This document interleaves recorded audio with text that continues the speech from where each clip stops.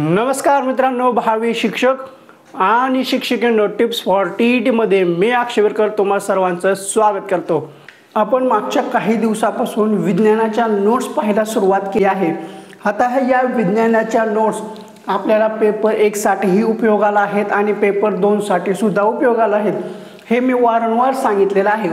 आतापर्यंत आपण विज्ञानाच्या नोट्स मध्ये इयत्ता 3चं जुनं विज्ञान पाहिलं, त्याच्या महत्त्वाच्या नोट्स, पॉइंट्स, ऑब्जेक्टिव्ह ते पाहिलं। त्यानंतर आपण इयत्ता 4च्या जुन्या नोट्स पाहिल्या आणि ह्या नोट्स खूप होत्या आणि हे पाहून एक भारी कमेंट आली होती। ते म्हणत होते की हे जे आहेत, ह्या ज्या तुम्ही नोट्स दिलेल्या आहेत ह्या 4थी पासून 7वीच्या आहेत आणि ह्या नवीन पुस्तकातल्या आहेत। त्यांना माझं एकच सांगणं आहे की आपण जे जुन्या 4थीच्या नोट्स पाहिलेल्या आहेत त्या फक्त जुन्या 4थीच्याच नोट्स आहेत। आपण आणखी नवीन सिलेबसकडे वळलेलो नाही आहे। सध्या आपण जुन्या विज्ञानाच्या नोट्स पाहतोय। त्यानंतर आपण इयत्ता 5वीचे जुनं विज्ञान पाहिलं, त्यानंतर इयत्ता 6वीच्या आपण जुन्या विज्ञानाच्या नोट्स पाहिल्या। तर आता आपण आजच्या या व्हिडिओमध्ये इयत्ता 7वीच्या महत्त्वाच्या नोट्स पाहणार आहोत आणि इयत्ता 7वीच्या ह्या नोट्स आपण 2 टप्प्यामध्ये पाहणार आहोत। हे मी मागच सांगितलेलं आहे, कारण एकाच व्हिडिओमध्ये ह्या नोट्स कव्हर करणं इम्पॉसिबल आहे। पॉसिबल आहे पण ते तुम्हाला समजणार नाही आहे, विश्लेषण तितकं चांगल्या स्वरूपात होणार नाही आहे आणि समजणं थोडंसं अवघड होईल, कारण इथून नोट्स थोड्याशा किचकट आहेत। 7वी आणि 8वीचा सिलेबस थोडासा किचकट प्रकारचा आहे। तर आता आपण अवांतर चर्चा न करता इयत्ता 7वीच्या नोट्स पाहायला सुरुवात करू।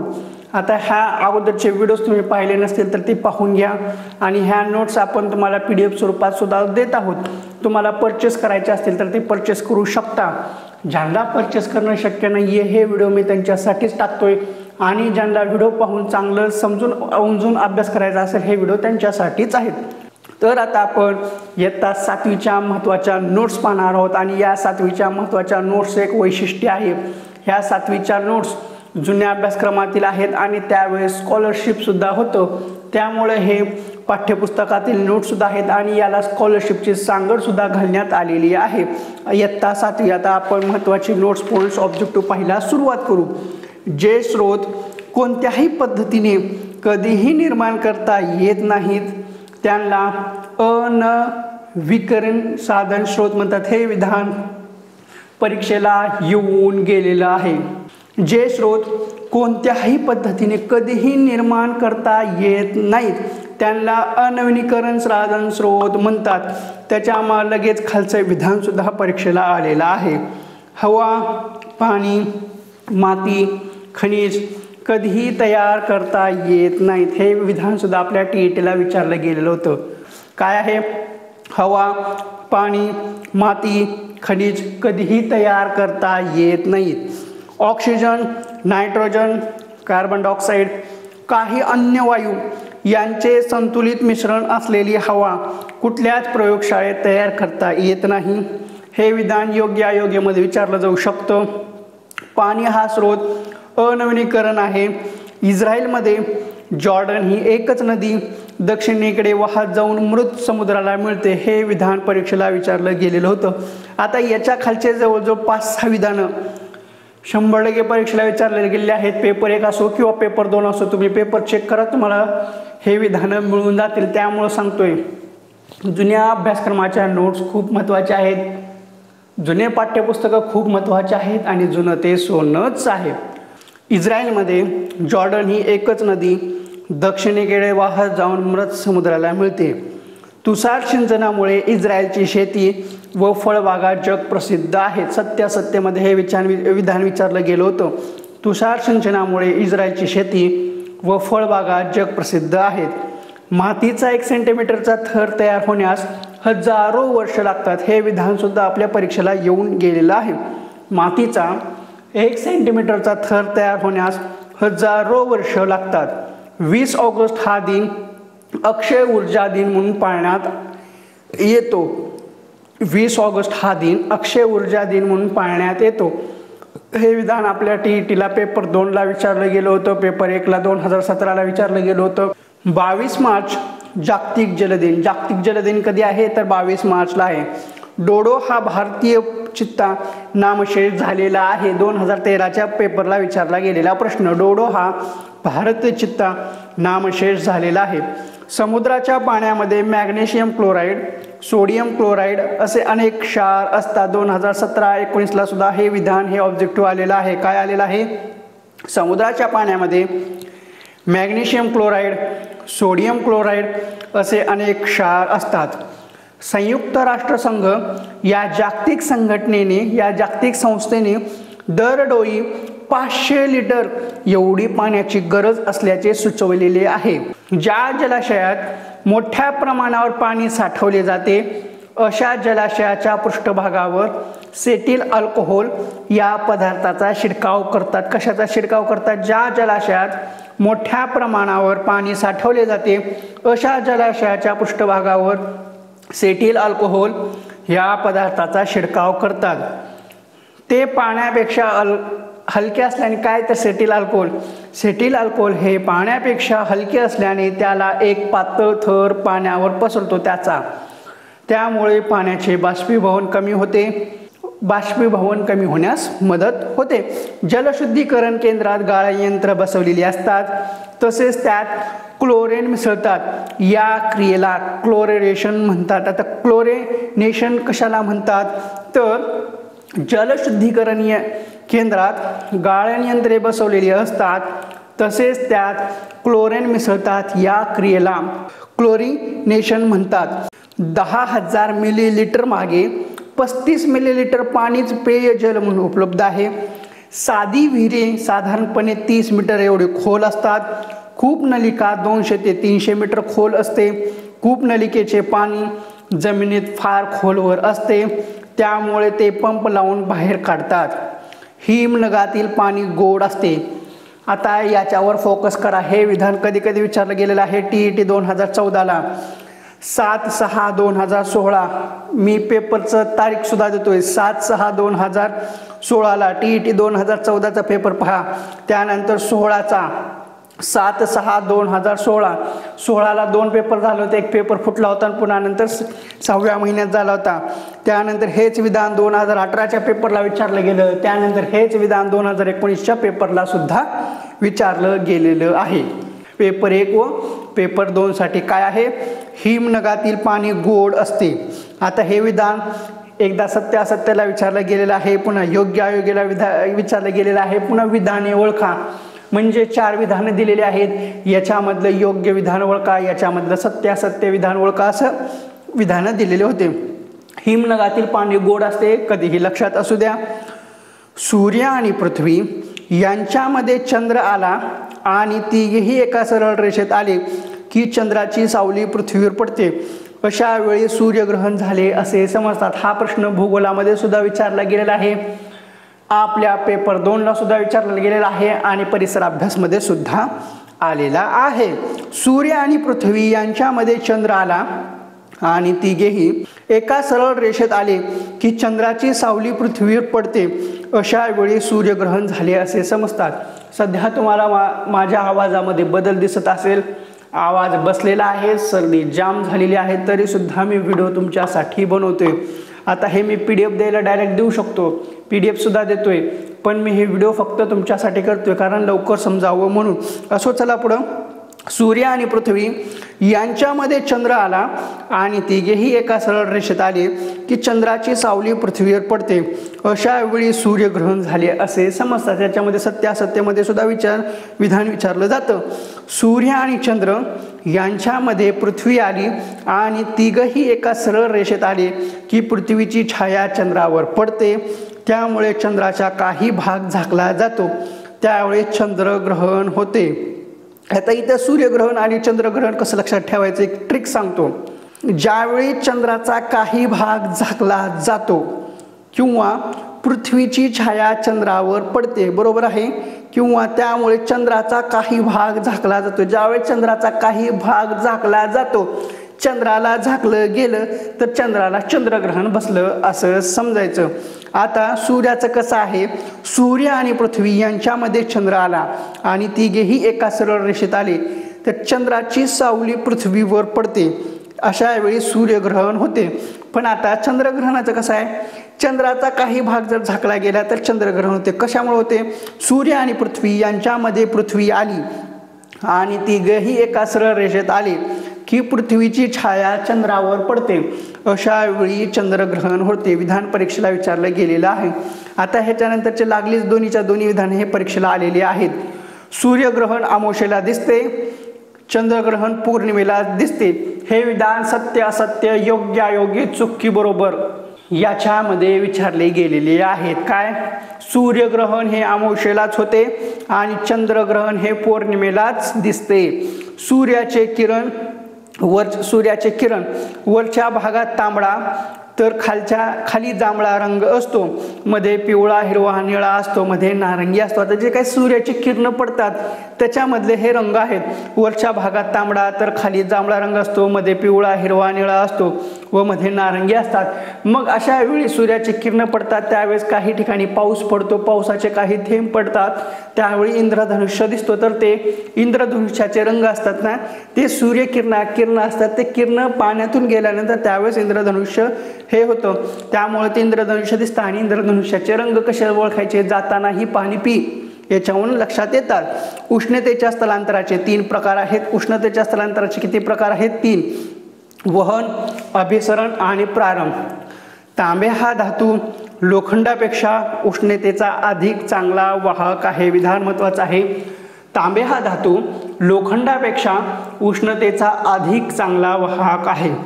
तांबे, लोखंड, ॲल्युमिनियम असे स्थायू पदार्थ अनेक सूक्ष्म कणांनी बनलेले असतात. तांबे, लोखंड, ॲल्युमिनियम असे स्थायू पदार्थ अनेक सूक्ष्म कणांनी बनलेले असतात. आता ह्याच्या खालचे विधान, बरेचसे विधान आहेत, अतिशय महत्त्वाचे आहेत, परीक्षेला विचारले गेलेले आहेत, ते पाहू. उष्णतेच्या वहनाला माध्यमाची आवश्यकता असते. उष्णतेच्या वहनाला माध्यमाची आवश्यकता असते. हे विधान TETला सत्य असत्यमध्ये विचारलं गेलेलं आहे. माध्यमातून जाताना उष्णतेचा वेग त्या माध्यमावर अवलंबून असतो. उष्णतेचा वेग कशावर अवलंबून असतो? तर माध्यमावर अवलंबून असतो. माध्यमातील कण उष्णतेचे वहन करताना फक्त कंपन करतात, मूळ जागा सोडत नाहीत. माध्यमातील कण उष्णतेचे वहन करताना फक्त कंपन करतात, मूळ जागा सोडत नाहीत. गरम पाणी हे नेहमीच थंड पाण्यापेक्षा हलके असते. गरम पाणी हे नेहमीच थंड पाण्यापेक्षा हलके असते. आता इथे एक तुम्हाला हिडन माहिती सांगतो, परीक्षेमध्ये विधानं कसे विचारले जातात. आता मग एक विधान आलं, हिमनगातील पाणी गोड असते. त्याच्यानंतर दुसरं विधान घेऊ आपण, गरम पाणी हे नेहमीच थंड पाण्यापेक्षा हलके असते. हे दोन्ही विधान परीक्षेला विचारले गेले होते, एकाखाली एक विचारले गेले होते. वरीलपैकी विधानाबाबत सत्यता पडताळा. विधान अ बरोबर, विधान ब चूक, विधान अ चूक, विधान ब चूक, विधान दोन्हीही बरोबर किंवा आणि शेवटचं ऑप्शन विधान दोन्हीही चूक असं दिलेले असतात. त्यामुळे प्रत्येक विधानं काळजीपूर्वक लक्ष देऊन ऐका, पहा. गरम पाणी हे नेहमीच थंड पाण्यापेक्षा हलके असते. उष्णता खालून वर प्रवाहांनी स्थलांतरित होते. अशा प्रवाहांना अभिसरण प्रवाह म्हणतात. अभिसरण प्रवाह कशाला म्हणतात? परीक्षेला विचारलं गेलं होतं. उष्णता खालून वर प्रवाहांनी स्थलांतरित होते, अशा प्रवाहांना अभिसरण प्रवाह असे म्हणतात. अभिसरण फक्त द्रव आणि वायू अशा प्रवाही माध्यमातूनच होऊ शकते. उष्णतेच्या वहनाप्रमाणे अभिसरणालाही माध्यमाची आवश्यकता असते. विधान महत्वाचं आहे. उष्णतेच्या वहनाप्रमाणे अभिसरणालाही माध्यमाची आवश्यकता असते. अभिसरण क्रियेत माध्यमाचे कण मूळ जागा सोडून अभिसरण प्रवाहात प्रत्यक्ष भाग घेतात. माध्यम नसतानाही होणाऱ्या उष्णतेच्या स्थलांतराला प्रारण किंवा उत्सर्जन म्हणतात. माध्यम नसतानाही होणाऱ्या उष्णतेच्या स्थलांतराला प्रारण किंवा उत्सर्जन म्हणतात. काळा रंग हा पांढऱ्या रंगापेक्षा अधिक उष्णता शोषून घेतो. महत्त्वाचं विधान आहे. काळा रंग हा पांढऱ्या रंगापेक्षा अधिक उष्णता शोषून घेतो. काच आणि प्लास्टिक उष्णतेचे दुर्वाहक आहेत, त्यातून उष्णता बाहेर पडू शकत नाही. नाणे हे धातूचे असते. सगळे धातू उष्णतेचे सुवाहक असतात. विधान परीक्षेला आलेला आहे। आता आपल्याला ज्यावेळेस आपण 8वीच्या नोट्स पाहणार आहोत, त्या 8वीच्या नोट्समध्ये आपल्याला धातू अधातू याच्याबद्दल एकदम डिटेलमध्ये माहिती पाहायला भेटणार आहे। मग त्याच्यामध्ये राजधातू आहे, मग याच्यामध्ये धातू अधातू म्हणजे काय, त्याची माहिती काय, याच्यातील फरक आपण सगळं डिटेल त्यावेळेस पाहू। नाणे हे धातूचे असते। सगळे धातू उष्णतेचे सुवाहक असतात। ज्या पदार्थातून उष्णता सहज आणि वेगाने स्थलांतरित होते त्याला उष्णतेचे सुवाहक म्हणतात। समुद्राकडून जमिनीकडे वाहणारे वारे अभिसरण प्रवाहाने वाहतात। आता विधान परिणाम ओळखा असं विचारलं जातं। अभिसरण प्रवाहामुळे कंदील व वातीतील हवेचा पुरवठा होण्याप्रमाणे कंदिलाच्या खालच्या भागाला छिद्रे असतात। अभ्रक हे उष्णतेचे सुवाहक तर विजेचे दुर्वाहक आहे। विधान ओळखा सत्यासत्यामध्ये विचारलं जातं। अभ्रक हे उष्णतेचे सुवाहक तर विजेचे दुर्वाहक आहे। ज्या तापमानावर द्रवात वायूत अवस्थांतर होते त्यास त्या पदार्थाचा उत्कलनांक म्हणतात। आता पदार्थांचा उत्कलनांक किती आहे अतिशय महत्त्वाचा आहे आणि हे प्रश्न TETला विचारले गेलेले आहेत। आता इथे तुम्हाला एक चार्ट दिसत असेल, एकदम मस्त डिझाईन सहित दिलेला आहे। पदार्थ आहे, द्रवणांक आहे, उत्कलनांक आहे। त्याच्यामध्ये पाणी आहे, पाण्याचा द्रवणांक 0°C, उत्कलनांक 100°C। लोह हे 1535°C त्याचा द्रवणांक आहे, तर उत्कलनांक हा 2750°C आहे। हे विधान TETला आलेलं आहे। तांबे द्रवणांक किती आहे 1082°C आणि उत्कलनांक 2310°C। शिशाचं काय आहे 327°C त्याचा द्रवणांक आहे आणि त्याचा उत्कलनांक किती आहे 1740°C। हे परीक्षेला विचारलं जातं। आता पारा, हा पाऱ्यावर सुद्धा आपल्या TETला परीक्षेला येऊन गेलेला आहे। पाऱ्याचा द्रवणांक किती आहे -39°C आणि उत्कलनांक किती आहे 357°C। आता इथं तुम्हाला आणखीन एक चार्ट दिसत असेल, ह्याच्यामध्ये पदार्थ आहे आणि त्या पदार्थाची विशिष्ट उष्मा दिलेली आहे। ती किती किलो कॅलरीजमध्ये आहे आणि किती किलोग्रॅम °C आहे हे सर्व दिलेलं आहे। हा चार्ट तुम्ही वाचून घ्या, व्हिडिओ पॉज करा किंवा लिहून घ्या किंवा हा चार्ट लिहून तुम्ही भिंतीला चिटकवा। आता चला पुढे आपण जाऊ। 2 स्टेनलेस स्टीलच्या वाट्या एकमेकांत अडकल्या तर त्या आपण उकळत्या पाण्यात ठेवतो। एक लक्षात घ्या, आपल्या घरामध्ये वेगवेगळे भांडे असतात, त्यामध्ये लोखंडाचे असतात, स्टीलचे असतात, जर्मनचे असतात, पितळेचे असतात। त्यातल्या त्यात आपल्या वाट्या ज्या असतात त्या स्टेनलेस स्टीलच्या असतात। मग त्या वाट्या जर एकमेकांमध्ये अडकल्या तर आपण काढण्याचा खूप प्रयत्न करतो पण ते सहसा निघत नाहीयेत। मग त्यावेळेस काय करावं लागतं, त्यावेळेस त्या ज्या वाट्या आहेत त्या आपण उकळत्या पाण्यामध्ये जर ठेवल्या तर सहज निघतात। याच्या मागचं वैज्ञानिक कारण काय आहे ते तुम्ही कमेंट बॉक्समध्ये नक्की सांगा। टीन, स्टेनलेस स्टील यांसारखे बहुतेक पदार्थ उष्णता दिली असता प्रसरण पावतात म्हणजे त्यांच्या लांबीत आकारमानात वाढ होतो। आता दिलं याचं उत्तरित आहे वैज्ञानिक कारण मीच सांगितलं, तुम्हाला विचारलं पण त्याचं वैज्ञानिक कारण मीच सांगितलं, त्याचं वैज्ञानिक कारण ऑलरेडी आहे। टीन, स्टेनलेस स्टील यांसारखे बहुतेक पदार्थ उष्णता दिली असता प्रसरण पावतात म्हणजे त्यांच्या लांबीत आकारमानात वाढ होते। तांबे आणि लोखंड या धातूंपैकी तांब्याचे प्रसरण लोखंडापेक्षा अधिक होते। विधान महत्वाचं आहे, मोस्ट MP करा, परीक्षेला विचारली जाण्याची शक्यता। विधान सत्य असत्य, योग्य अयोग्य, विधानाबाबत सत्यता पडताळ असं सुद्धा विचारलं जाऊ शकतं। तांबे आणि लोखंड या धातूंपैकी तांब्याचे प्रसरण लोखंडापेक्षा अधिक होते। पदार्थाचे उष्णतेमुळे होणारे प्रसरण आणि अंकुचन या गुणधर्माचा वापर करून तापमापी बनवतात। त्यासाठी सामान्यपणे पाण्याचा वापर करतात। पाण्याचा गोठणांक 39°C तर उत्कलनांक 357°C हे मग आपण पाहिलं। पारा चमकदार असल्याने चटकन दिसतो। विधान सत्यासत्यामध्ये विचारलं गेलेलं होतं, आपल्या शिक्षक पात्रता परीक्षेला आलेलं आहे। पारा चमकदार असल्याने चटकन दिसतो। आता इथं पाऱ्या संदर्भात आणखीन एक विधान आहे परीक्षेमध्ये, हेच 2 विधान विचारले होते की वरील पैकी 2 विधानापैकी सत्यता पडताळा किंवा योग्य अयोग्य ओळखा। पारा चमकदार असल्याने चटकन दिसतो, पारा काचेला चिटकत नाहीये। परीक्षेला काय देतात, पारा काचेला चिटकतो। मग आपली हितच गफलत होते, म्हणून उघडा डोळे बघा नीट। काय बघा नीट, पारा चमकदार असल्याने चटकन दिसतो. पारा काचेला चिटकत नाही.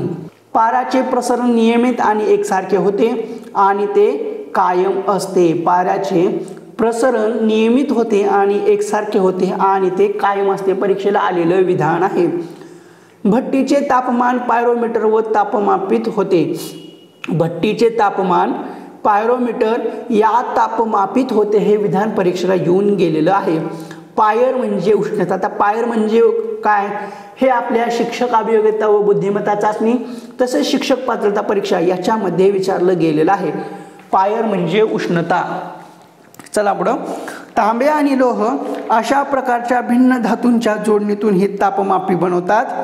1 किलोग्रॅम पदार्थाचे 1 अंश सेल्सिअसने वाढवल्यास लागणाऱ्या उष्णतेला त्या पदार्थाचे विशिष्ट उष्मा म्हणतात. 1 किलोग्रॅम पाण्याचे तापमान 1 अंश सेल्सिअसने वाढवण्यास लागणारी उष्णता 1 किलो कॅलरी होय.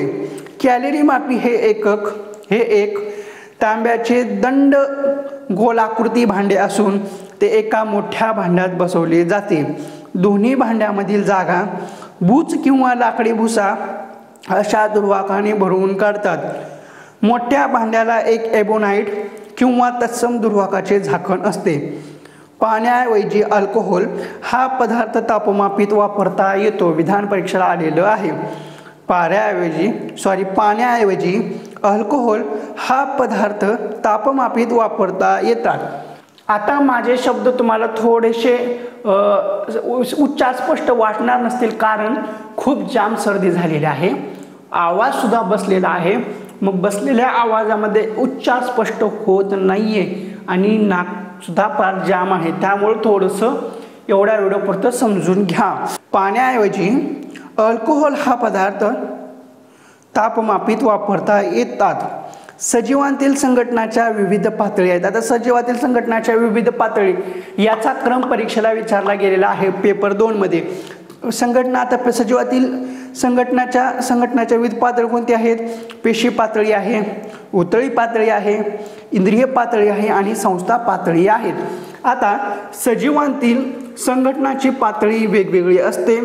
सर्व सजीवांची रचना आणि कार्य पेशींच्या पातळीवर होत असते. पेशींमध्ये विविध अंगके असतात. हे विधान परीक्षेला येऊन गेलेलं आहे सत्यासत्यामध्ये. पेशींमध्ये विविध अंगके असतात. ही अंगके त्या पेशीतच श्वसन, पचन, उत्सर्जन अशा विविध जीवनक्रिया एकाच पेशीत होतात. म्हणजे पेशीमधील विविध अंगके असतात. ही अंगके त्या पेशीतच श्वसन, पचन, उत्सर्जन अशा विविध जीवनक्रिया घडून आणतात. यालाच पेशीय पातळीवरील संघटन म्हणतात. ही अंगके त्या पेशीतच श्वसन, पचन, उत्सर्जन अशा विविध जीवनक्रिया घडून आणतात. यालाच पेशीय पातळीवर संघटन म्हणतात. एकपेशीय सजीवांत पेशी पातळीवरील संघटन आढळते. परीक्षेला आलेलं विधान. एकपेशीय सजीवांत पेशी पातळीवरील संघटन आढळते. अमिबास, पायरोगायरा, युग्लिना, पॅरामेशियम यांसारख्या सजीवांच्या जीवनक्रिया एका पेशीतच होतात. म्हणजे त्यांची जीवनक्रिया पेशीय पातळीवर असते. 2013ला आलेलं ऑब्जेक्टिव्ह. अमिबास, पायरोगायरा, युग्लिना, पॅरामेशियम यांसारख्या सजीवांच्या जीवनक्रिया एकाच पेशीत होतात. म्हणजे त्यांची जीवनक्रिया पेशीय पातळीवर होते. समान कार्य करणाऱ्या पेशींच्या समूहाला उती म्हणतात. समान कार्य करणाऱ्या पेशींच्या समूहाला उती म्हणतात. मांस, शेवाळ, जलव्याल यांसारख्या सजीवांमध्ये उती संघटन आढळते. मांस, शेवाळ, जलव्याल यांसारख्या सजीवांमध्ये उती संघटन आढळते. परीक्षेला आलेलो ऑब्जेक्टिव्ह. वेगवेगळ्या उती एकत्र येऊन त्यांचे इंद्रिय बनते. वेगवेगळ्या उती येऊन एकत्र येऊन त्यांचे इंद्रिय बनते. उदाहरणार्थ प्राण्यातील जठर, यकृत तसेच वनस्पतीतील पान, फूल अशी इंद्रिय उतींची बनलेली असतात. सर्व पृष्ठवंशीय प्राणी आणि बी धारण करणाऱ्या वनस्पती यांच्यामध्ये संस्था पातळीवरील संघटन आढळते. आता इथे एक चार्ट दिसत असेल सजीवांतील संघटन कसे आहे. तर पेशी पातळी आहे, ओती पातळी आहे, इंद्रिय पातळी आहे, संस्था पातळी आहे, त्यानंतर संख्या आहे, पुन्हा समाज आहे, परिसंस्था आहे आणि शेवटी जीवावरण आहे. परीक्षेला आलेलं ऑब्जेक्टिव्ह क्रम ओळखा, चुकीचा क्रम ओळखा, योग्य क्रम ओळखा बऱ्याच वेळा येऊन गेलेलं आहे. वनस्पतींच्या मूळ, खोड, पान अशा शाकीय अवयवांपासून होणाऱ्या प्रजननाला शाकीय प्रजनन असे म्हणतात. परीक्षेला आलेलं ऑब्जेक्टिव्ह वनस्पतींच्या मूळ, खोड, पान अशा शाकीय अवयवांपासून होणाऱ्या प्रजननाला शाकीय प्रजनन असे म्हणतात. किण्व, ईस्ट यांसारख्या सजीवांत कालिकायन प्रजनाची पद्धती आढळते. या पेशीला बारीकसा फुगवटा असतो. परीक्षेला आलेलं विधान आहे. कलिकेपासून होणाऱ्या प्रजननास कलिकायन म्हणतात. कलिकेपासून होणाऱ्या प्रजनास कलिकायन म्हणतात. शैवाळात कंसात स्पायरोगायरात अपघटन व अन्य कारणास्तव लहान लहान तुकडे म्हणजेच खंड होतात. प्रत्येक खंडापासून स्वतंत्र वनस्पती तयार होते. सपुष्प वनस्पतीमध्ये फुलाचा लैंगिक प्रजनात सहभाग असतो. पुमंगातील परागकण जायांगाच्या कुक्षीवर पडल्यास तेथे रुजतात. या पद्धतीला परागकण म्हणतात. परागकण कशाला म्हणतात?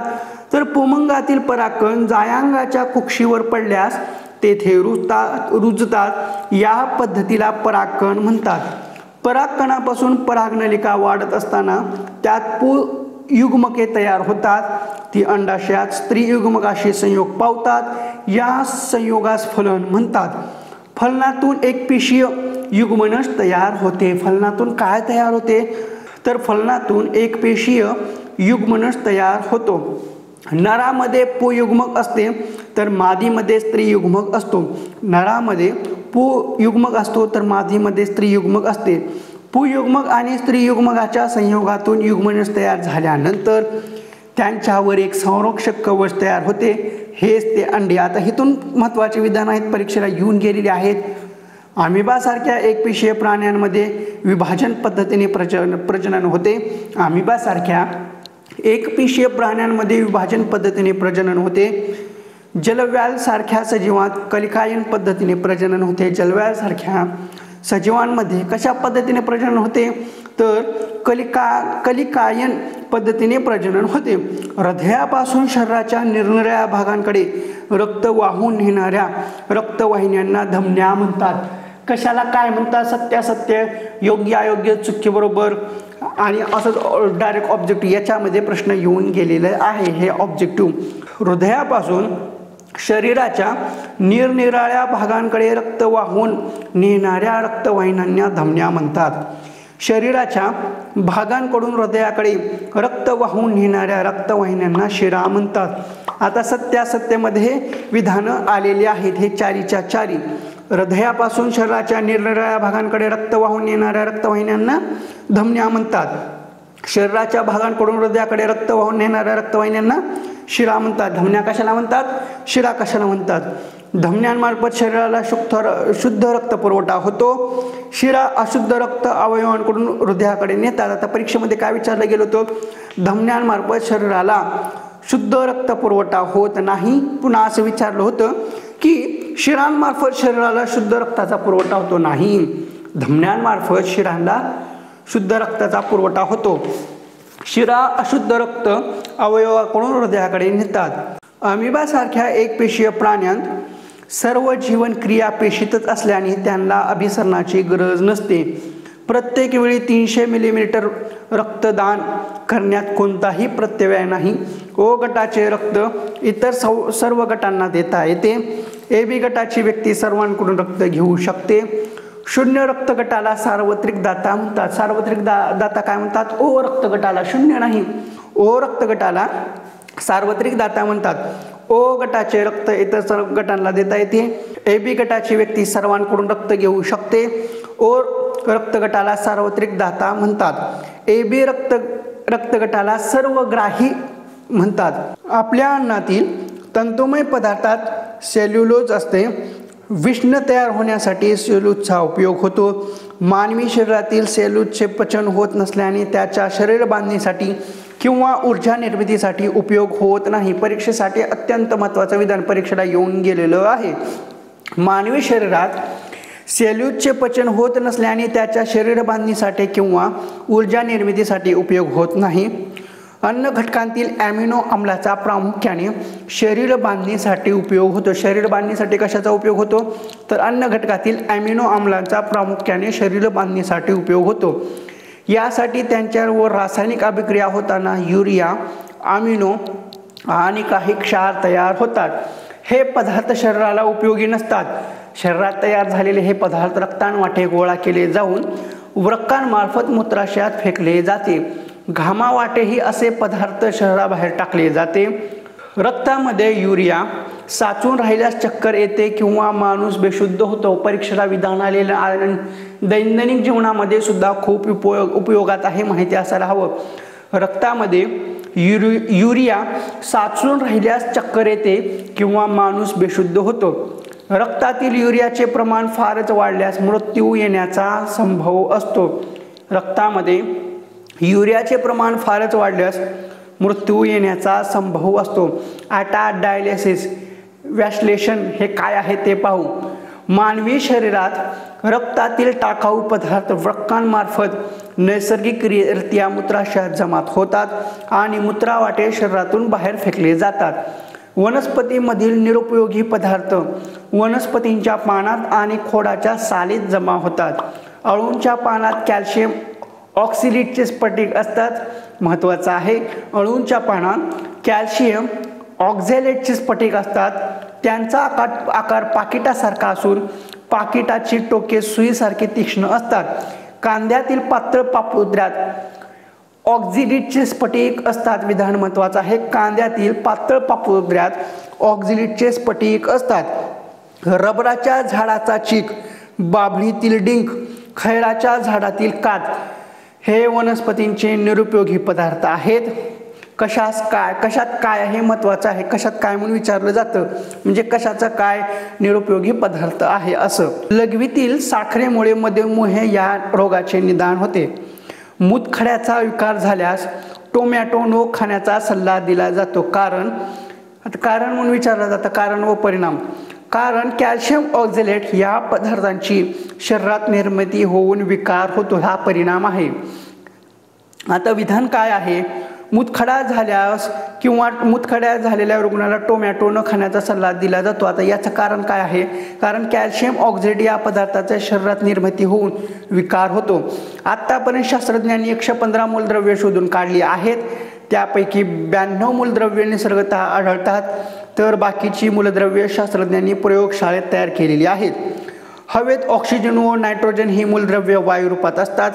ऑक्सिजनचे 2 अणू जोडले जाऊन स्वतंत्र अस्तित्व असणारा एक घटक हवेत आढळतो, त्याला ऑक्सिजन रेणू म्हणतात. आता इथून पुढे विधानं खूप महत्त्वाचे आहेत, ते परीक्षेला आलेले आहेत. कोणते आहेत ते परत पाहू आपण. ऑक्सिजनचे 2 अणू जोडले जाऊन स्वतंत्र अस्तित्व असणारा एक घटक हवेत आढळतो, त्याला ऑक्सिजनचे रेणू असे म्हणतात. हायड्रोजन, फ्लोरीन, क्लोरीन यांसारखी मूलद्रव्ये ऑक्सिजन प्रमाणेच रेणू स्वरूपात आढळतात. परीक्षेला आलेलं विधान. सोने, चांदी, तांबे, पारा, सोडियम ही धातूंची उदाहरणे आहेत. धातूंची कोणती उदाहरणे आहेत? परीक्षेला विचारलं होतं. सोने, चांदी, तांबे, पारा, सोडियम ही धातूंची उदाहरणे आहेत. कार्बन, गंधक, ऑक्सिजन, हायड्रोजन ही अधातूंची उदाहरणे आहेत. धातूंची कोणती, अधातूंची कोणती असा परीक्षेत प्रश्न आलेला होता. 2 किंवा अधिक मूलद्रव्यांच्या अणूंच्या संयोगातून तयार होणाऱ्या पदार्थाला संयुगे म्हणतात.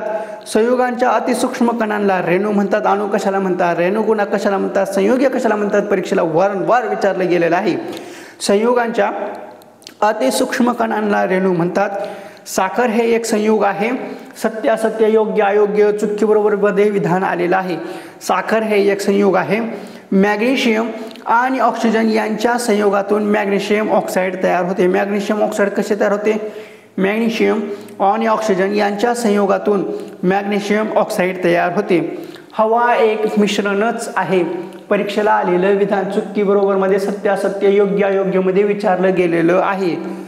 हवा हे एक मिश्रणच आहे. लाकूड हे सेल्युलोज, लिग्निन यांच्यापासून बनलेले मिश्रण आहे. लाकूड हे सेल्युलोज, लिग्निन यांच्यापासून बनलेले एक मिश्रण आहे। दूध देखील एक मिश्रणच आहे। दुधात प्रथिने, मेद व पाणी दिसते। दूध देखील एक मिश्रणच आहे। दुधात प्रथिने, मेद व पाणी दिसते। पोलाद हे लोह व कार्बन यांचे मिश्रण आहे। पेपर 1 पेपर 2 ला हमखास विचारला गेलेला आणि दरवेळेस विचारला जातो। पोलाद हे लोह व कार्बन यांचे मिश्रण आहे। स्टेनलेस स्टील हे क्रोमियम आणि लोखंडाचे संमिश्र आहे। स्टेनलेस स्टील हे क्रोमियम आणि लोखंडाचे संमिश्र आहे। 22 कॅरेट सोने हे तांबे आणि सोने यांचे संमिश्र आहे। टीईटीला विचारलं गेलेलं 22 कॅरेट सोने हे तांबे आणि सोने यांचे मिश्रण आहे, संमिश्र आहे। रणगाडे, विमाने हे सुद्धा धातूंच्या संमिश्र पासूनच बनलेली असतात किंवा बनवली जातात। विमानांमध्ये प्रामुख्याने ॲल्युमिनियम या हलक्या धातूच्या संमिश्राचा वापर केला जातो। विमानामध्ये प्रामुख्याने ॲल्युमिनियम या हलक्या धातूच्या संमिश्राचा वापर केला जातो। आत्ता फक्त आपले इयत्ता 7वीचे हे अर्धे ऑब्जेक्टिव्ह झालेले आहेत आणि हे अर्धेच ऑब्जेक्टिव्ह पाहिला, महत्त्वाचे नोट्स पॉईंट ऑब्जेक्टिव्ह पाहिला आपल्याला जवळजवळ 30 मिनिटाच्या पुढं कालावधी गेलेला आहे।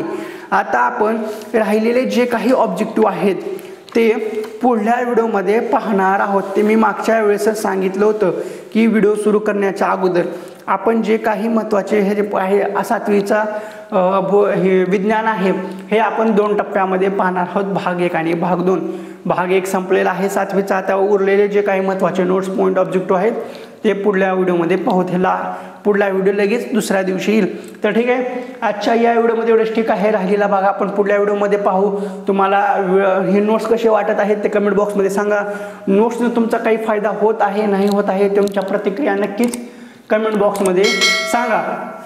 आणि तुम्हाला ह्या नोट्स परचेस करायचे असतील तर ते परचेस करू शकता। प्रोसेस तुम्हाला खाली दिलेली आहे। तर ठीक आहे, पुन्हा भेटू पुढल्या एका व्हिडिओमध्ये ह्याच्या पुढल्या नोट्स घेऊन।